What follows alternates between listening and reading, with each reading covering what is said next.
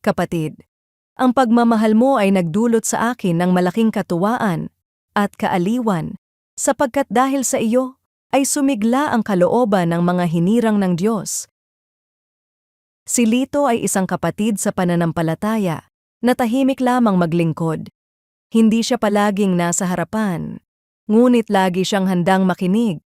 Kapag may mabigat ang loob, siya ang unang magte-text ng, "Kumusta ka?"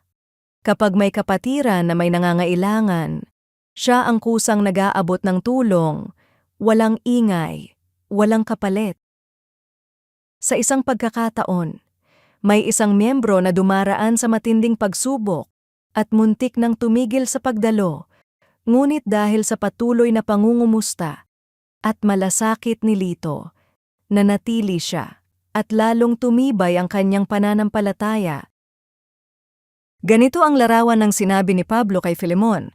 Ang pag-ibig na nagmumula kay Kristo ay nagdudulot ng kagalakan at kaaliwan sa kapatiran. Hindi ito isang palabas o pakitang tao. Ito ay bunga ng pusong binago ng biyaya. Sa konteksto ng sulat, pinuri ni Pablo si Filemon dahil ang kanyang pag-ibig ay nagpapalakas ng loob ng mga banal. Isang patunay na ang tunay na pananampalataya ay may konkretong epekto sa komunidad ng mga mananampalataya. Ang pag-ibig na ito ay hindi likas sa atin. Tayo'y dating makasarili at hiwalay sa Diyos. Ngunit dahil sa kanyang makapangyarihang biyaya, binago niya ang ating puso. Ang pag-ibig na ipinapakita natin ngayon ay refleksyon ng pag-ibig na una nating tinanggap kay Kristo. Kaya kapag tayo'y nagmamalasakit, ang Diyos mismo ang kumikilos sa atin para patibayin ang kanyang iglesia. Hindi kailangan ng malalaking hakbang. Maaaring magsimula sa tapat na pakikinig, taimtim na panalangin, o simpleng presensya sa oras ng pangangailangan. Ang pag-ibig na nakaugat sa Ebanghelyo ay may kapangyarihang magbigay lakas sa kapatid na nanghihina.